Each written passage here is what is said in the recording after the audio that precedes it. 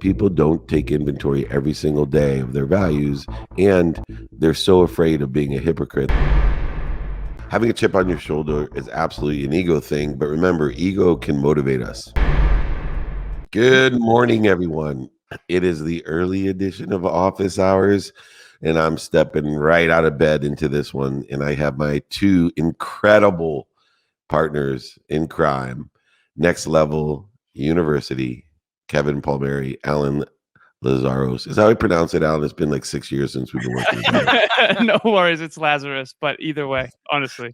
I love people that don't correct their names. I'm the name butcher. Kevin Palmieri and Alan, say it again. Lazaros. I'm not going to make a mistake again. Lazaros. All right, guys. Anyway, let's show people how a coaching session should go. What do you say? We're ready to roll. So I was watching one of your videos and you were talking about how Tom Brady is the best quarterback of all time because he had a giant chip on his shoulder and he wasn't necessarily given anything. Can having a chip on somebody's shoulder be a bad thing? And do you think that's an ego behavior? If, like for me, I operate with a heavy chip on my shoulder. Can that be a dangerous game too? Yeah. So having a chip on your shoulder is absolutely an ego thing. But remember, ego can motivate us. It won't inspire us. So, for example, it gets us up, which is the number one reason people don't make it, because they can't, they wake up and I don't want to go work out. I don't want to do this. I don't want to go do office hours at 4:30 in the morning. I don't want to, right? So ego is what will get us up, get us back up, get us started, get us back started. And so Tom Brady cannot not get up. Tom Brady cannot get back up. Now, if you can combine motivation with inspiration, you're going to get there. And it is a blend between the two that gets us those great goats and gets us ourselves to where we want to be in a more rapid and accurate manner, knowing that we're going to need both the power to, get up, get back up, get started, get back started, and the inspiration to get there. When does it cross over to being a bad thing? Or maybe bad's not the right term, but maybe a negative thing. So when when that same chip on your shoulder now gets in the way of you getting there. So the motivation side of things is a very short-term aspect. Right? We get knocked down. I love the Rocky Balboa, it's not how hard you get hit. It's can you keep moving forward, So what happens is it's a very rare blend that someone that has a huge chip on their shoulder can let that chip go during the inspiration period. Because what normally happens is that same energy that allows us to get up, get back up, get started, get back started, not quit. It gets in our way when we're in the getting us there phase of projecting our insecurity, the need to be offended, the need to be frustrated, especially the need to be angry, things like that. And I think it's really important for people to have an awareness of how to use their ego to get up, get back up, get started, get back started, and then allowance to let that ego right back to center and only use it for that purpose. But if you're not using it for that purpose, if you're using it to get there, it's not going to get you there. It's going to drain your soul, suck your soul dry. Would you agree that that's kind of like a push and a pull? So inspiration is being pulled to what you want through spirit, through source, and push is motivation and more. So on the micro, can you leverage push, but on the macro, leverage pull? What's your perspective on that? Very close, Mr. Lazaros. Is that good? Is that good? I get it, Lazaros. Yeah, you got it. 6 years of training this guy. Yeah, and he was prepubescent when we started, and I finally get his last name right.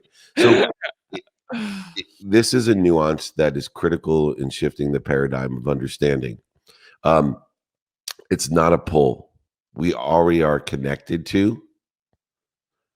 Remember, it's in spirit, right? You don't have to push your way to it or pull your way from it.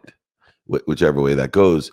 Remember, we use our motivation when we don't want to get momentum going, when we don't want to get started. Right. We want to get up, get back up, get started, get restarted. So inspiration is a process of using our free will to clear when that ego thinks that we still need it to get us there. So we use the ego to get up, get started, which we need to do, right? I mean, those people that can do it more often are going to be much more further along the way because they have less time that they spend down. Then you have to use your free will in order to clear it out of the way to know what you're already connected to. Right? See, we already are health, we already are wealth, we already are happiness. Right. And so what happens is we wake up and we don't feel healthy, we don't feel wealthy, we don't feel happy. So now we have to use ego to get us up, get us started, get us back started, when things, or just remind us that, pain's an indicator. We can use ego for that, right? That's like we get hit with pain and we can use that chip on our shoulder. We can use anger, frustration, separation, inferiority, right? To say, whoa, I'm not going to quit. I'm going to use this as an indicator. I'm going to use this to push me in a better way. And then when I get back moving, now I have to say, okay, get out of the way because I'm already connected to it. And I'm going to utilize it to lessen that interference and find what the next layer of ego is, or whatever it may be, because it's a consistent, persistent pursuit of a potential where there's no interference. And every once in a while, it's called the flow, right? Every once in a while, we're in the flow.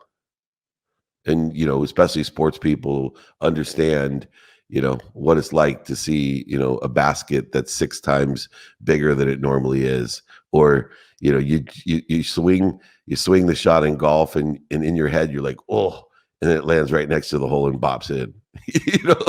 This happens all the time. This is the flow. And I also, by the way, guys, I also think why people love playing sports is through physical activity, we can experience the flow much easier than we could, in a debate. You experience it more often, the flow. And everyone experiences it at one point or another if you play athletic endeavors. Do you believe that flow is it in any way an indicator of alignment with your highest self? And Absolutely. Also, okay, and why do you believe the reason why people love sports and it's easier? You basically just said that people love sports because it tends to be an easier way or a more probable way for them to get in flow. Do you believe that's because of physiology and it's play in that? I think it's always a combination of conscious, subconscious, and unconscious stream or continuum. And so remember, I'll use golf as another analogy because I think flow works in golf, one of the best of all sports, because you can have a horrible round of golf. And I apologize if people haven't played, but that one shot keeps you coming back. Have you ever heard of that? Oh yeah. That one's because there's an experience of the flow that people love in golf that it's that swing that there's no interference. You allow it to come through you, and it's an inspired sport. My goodness. So Dave, my girlfriend and I put an offer on a house last Saturday. Awesome. And so we didn't end up getting it, but that's okay. What I found fascinating is that my degree of certainty, I called this a mathematical no-brainer. And we've been looking at houses for a long time, and the market over here in New England is crazy. To say that is, we've been looking for like probably 4 months. And this is the first time where she's seen me really like expansive of like, yes, like this is the one. My spiritual self wanted to believe we would get it. The offer we made, I believe, was competitive, but not nearly as competitive as we could have or honestly should have put in. And we didn't get the home. What I realized is that my certainty around what we offered was higher than hers, not because of any reason other than I have a very strong math background, and I referred to it as a mathematical no-brainer, and I understand what that meant to me. But for her, numbers is a little bit more of a challenge, and she didn't know what I meant by a mathematical no-brainer. In other words, the chances of us losing money on this home in the long run are very, very slim. This is, if anything, we're under offering. Ladies and gentlemen, if you are watching this or listening to this, it's obvious that you want to get to the next level of your life. We can help you get there faster. In 3 months from today, your life can look completely different. Here's how. Group coaching. Here's what you're going to get. So you're going to get bi-weekly calls with Kevin and myself. You're going to be on a team of 10 like-minded, growth-oriented individuals. You're also going to be in a WhatsApp chat with Kevin and I and the entire team, 24/7 access to chat. Also, you're going to get bi-weekly progress reports and peak performance tracking. Guys, this is a great opportunity for those who can't afford one-on-one coaching with Alan and myself. We have helped dozens and dozens of people get to the next level at this point. Go to nextleveluniverse.com, click group coaching, or find the link in the show notes. Talk to you soon.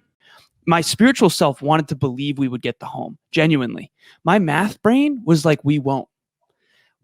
What do I do when those two are disconnected, and which one is the truth? I mean, how do I integrate them? You have to take inventory of your values, right? If you take a firm, look at your values, personal values, experiential values, giving values, and receiving values, there's a temperance or a blend between the mathematical and the spiritual. Mathematically, you're correct.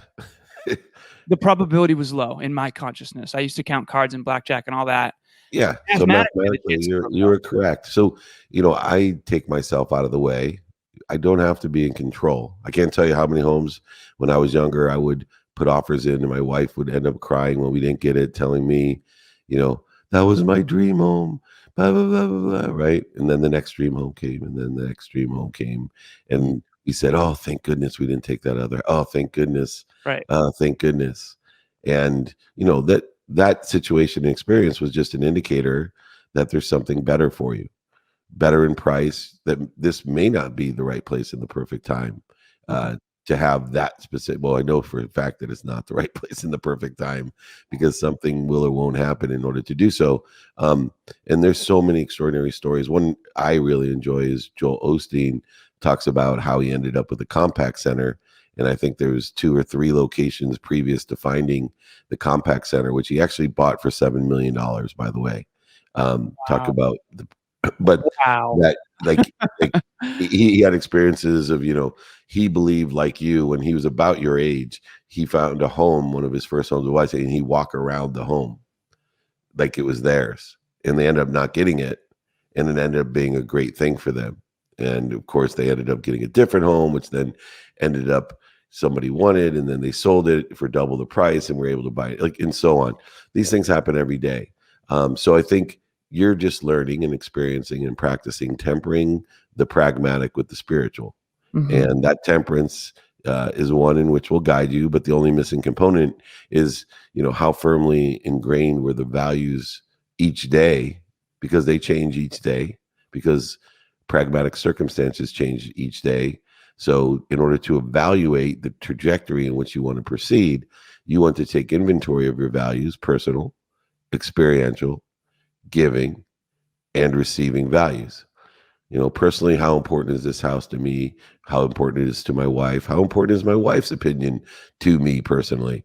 Experientially, is this the type of home, or do I want to experience this? What things do I want to experience today? What priority do I take on my personal? Where are my non-negotiables? Is it still a minimum of an hour a day on my health? A minimum of, this much time with my family? A minimum of this much time with activity I get paid for? Minimum of time of some activities I don't get paid for? Whatever it is, I will tell you, next to saying thank you, next to asking, the third thing that I find people lie to themselves about is not taking inventory of their values. People will lie to themselves that they can say thank you every day or do say thank you every day. They lie to themselves that they're asking for help or asking how they can be of service. And 3, what I'm realizing now is people don't take inventory every single day of their values, and they're so afraid of being a hypocrite. They're so afraid of growing and learning that they just stick to their ways, which then is secular in the fact that if you stick to your ways and you don't take inventory of your values, you probably are going to forget to say thank you and forget to ask. Okay. Wow. And when you say outside of alignment, sorry, Kev. No, you're good. You're good. So she had basically talked to me and she said, after we didn't get the home, I asked her, what do you believe our probability for statistical success was on getting that home based on the offer we put? She said 70%. I said, sweetheart, I don't know if my awareness is more correct or not, but my probability that I calculated in my own consciousness based on my mathematical awareness was 10% or lower. And she said, next time I would really love it if you'd let me know that, because I would have offered more had I known. So I feel like she was already at her edge, and I feel like I allowed fear to hold me back from telling her my truth. What do you recommend in the future for me to make sure that we can share awareness and have the best chance of probable success? Yeah, it's so interesting because you actually gained more by not getting the house than getting it because of this one component. Right. This is you asking yourself, why is it I'm afraid? Right? This is a lesson. This is an indicator. Fear, right, is an indicator. It's an emotion. It's a pain. And why are you afraid to tell your wife where or what you in those values are? Most of the time, what will encourage you is to actually take inventory of those values and be able to articulate those values and say, here's an exercise for both of you to use for your significant others. My wife and I do this every quarter. We go to, because we have 4 kids, right? We want to go to a place where it's quiet. So we'll go to a staycation for one night. And we'll go, normally on a Friday night after dinner, we'll go to a resort, and we will, for 1 hour before we go to sleep, for me, unwinding routine. So when I say go to sleep, it's an unwinding routine. But so about 8:00, in other words, for me, we'll spend 1 hour separately taking inventory of our values for the next quarter. Right? This is personally my priorities, experientially, giving wise and receiving wise. And then we'll sleep. And then we will review those again when we wake up before we eat breakfast. We'll review them separately again. We'll go to eat breakfast. And then we spend time together talking about our lists and together. And we see where we are completely aligned. We see where we're halfway or percentage way aligned. And then we see where we are completely separate in what those values are. Mm. And it's, remarkable over the years how much more aligned we are because we go through this every quarter. But, the first few times it was extraordinary how much I thought we were aligned. And so did she. And this is called growing together. Right. I very much look forward to doing that. Dave, I know we only have a couple minutes, so I'll ask one of my quick questions. Let's see. Where are you currently holding back your business, your profitability, or your impact? I know anytime we ask where we're screwing up, you always say it's you guys. So I'm sure it's the same for you, right? What do you feel intuitively? Systems. I'm so active because there's so much opportunity. Literally hundreds of leads a day are coming in, and just getting up and running on being able to have a funnel that allows me to stay intimate with the people that are reaching out for help and opportunity, to help me. When I say reaching out for help, that means they need it or they want to give it. And I get both. I'm so blessed. But holding back completely on any more type of, because the flow is there. I'm just holding back on opportunities because I can't handle the ones I have. So I'm focusing, taking a step back, building the systems so I can double the amount of opportunities that I can handle. How quickly do you go from understand the awareness of what is to taking action? Everything is. So, right, I am health, wealth, and happiness. So for me, it's that 5 daily practices of, okay, know your what, know your who, meaning who can help and who I can help. Know my how, be a student of my calendar is the basis and foundation of knowing my how. Know my now, prioritize all the different activities that I get paid for and I don't get paid for. And then, of course, practice ending fear. those 5 daily practice enabled me to do that. Most quickest question ever, because we have 1 minute on the clock here. I believe that, so I'm 32 years old, so I'm on chapter 32 of this journey. You're, I believe, 52, so you're on chapter 52 of this journey. At chapter 32 of your journey, what's a specific book that you believe would be the most practical business book to help us grow our impact? Always Napoleon Hill. Okay. Think and Grow Rich? Think and Grow Rich, always. It's the best business book with the most layers, so you need to read that in every chapter of your life. Number one. Beautiful. Then Power of Intention by Wayne Dyer, and then A Course in Miracles. Beautiful. Well, thank you for starting your morning with us, Dave. We appreciate you. Thank you for your patience. You know, I didn't want to be rushed. You guys are so extraordinary, and you know, now that I know Alan's last name, well, I know how to pronounce it. Lazaros, the great Lazaros. And Palmieri is easy. And Kevin and Alan, you two are amazing. If you haven't checked out the Next Level University, please do, by the way.